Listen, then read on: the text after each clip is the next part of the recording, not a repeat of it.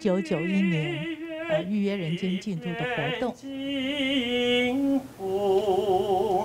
净土人间。1991年当时候有他们金策教育基金会的执行长孙庆国，那还有林伟宪师兄，当时候是执行秘书，他们团队就到了花莲了。那孙庆国那时候就说了一句话，他说：师父，你这么好的理念，希望呢现在能够用大众的传播，能够传播给更多人知道。那上人当下也答应了，所以我们就开始孙执行长就带着我们就跑了很多的媒体去跟他们。那当然最重要就是伟贤师兄就开始做起了企划，到了新闻局开会，所以认识了邱姐，我们当时的邱顾问，认识我们当时非常对慈济非常护持的邵局长这个预约人间净土的这个主题曲，邱姐呢先帮我们找到了赖锡安来作词。那当时候呢赖锡安就问说，概念是什么？那我们那时候给的概念就是说，上人清净无染的慈悲大爱，度化了无数慈济人，清净己心，发菩提梦。后来我们很感恩在上人能够莅临台大校园30多年前的一朵莲花，种在心田万朵莲花开满人间印力呢，还是历历在记忆中很感恩没有那一刻，哪有一时呢？到现在，慈济呢，在地球上多少个国家，而且呢，一直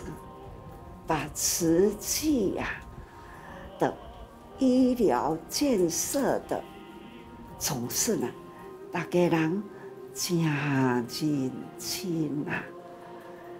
现在中共大大小小有9个地方在台湾里守护生命，守护健康，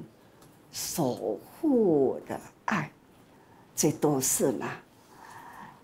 现在各位菩萨真正的给我帮助真多。邵局长还有邱秀次顾问，这迄个时代真正嘛给我安尼很付出的。那伟贤那个时候常常回金舍，他为慈济那很用心真正是感恩呀！因其是这傻子，也个是遐尼好免麦克风可以那么的好实在这过去虽然30年，但是呢，这样的记忆跟那样的一幕幕的，犹如现在，总是呢，还是那样的，还是那样的明朗，真欢喜慈济呢，总是有大家人这么多人，真正天天我都在感恩中。没有这么多人慈济如何在人间？所以预约人间净土，一个人没法度，少数人做不起，要全民真多人互动起来所以真的很感恩呐，那个时代一直延续下来，那总是呢，没有这么多人呐，就无法持续在人间呐。感恩起头，更要感恩过程，一直呢，现在还有未来的永恒其实，在无量义法随颂的演绎之后，我们和气出现了一大群的年轻人。那我们也看到这群年轻人都非常的欢喜。这时候，我们也再来邀约社区的师姑师伯一起来爱的接力，一起来分享他们的加入慈济的因缘，加入慈济的心得，也带着大家一起去做环保。在大型环保日的时候，我们生日军也一起来承担。入经藏的好因缘，那我们社区也加入了许多的青年伙伴，那我也开始承担起青年志工的窗口，并且邀约伙伴们参加我们的活动。我特别有感受的是，我们一起参与了慈发处举办的央山青年培育课程。那这是我们对象全部都是感恩户的孩子，让学员们体会，就是做志工可以让自己也可以跳脱自己本身是被帮助的环境，进而去让自己可以成为手心向下的人。非常的感恩上人，让我们懂得用宽广的心走入人群，让我们面对压力的时候心中有法，能及时转念，让我们找到人生的价值，发挥良能，做利益人群的事。我们会承担起广邀年轻人的使命，将做慈济的法喜从第1个人到第50个人不断扩散。大家人啊，真正的很难能可贵哦，这样会同在慈济这样的平台上，这个平台呢是清净无染，但是呢，要真正的让它干干净净，唯有靠各位啊，每一位要发心立愿，为自己好好的坚持干净，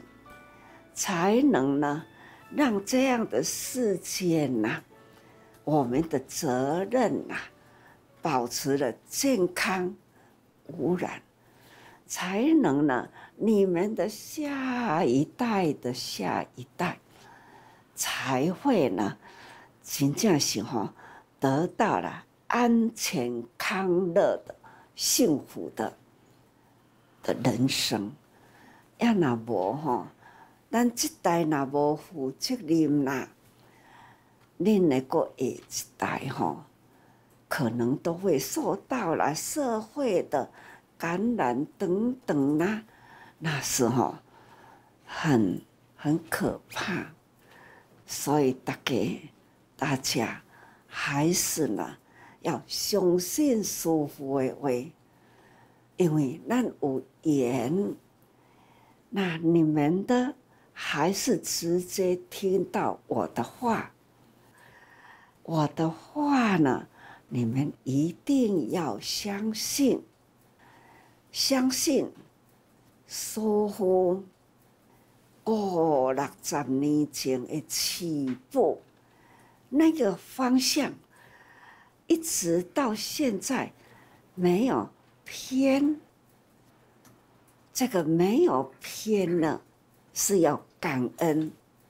这一代的慈济人，很爱师父，很听话，大家呢那个心愿整齐，才有今天的慈济，才有今天的社会。因为呢，慈济将近60年，啊，恁这当阵可能才40外岁、50外岁，上济岁啦。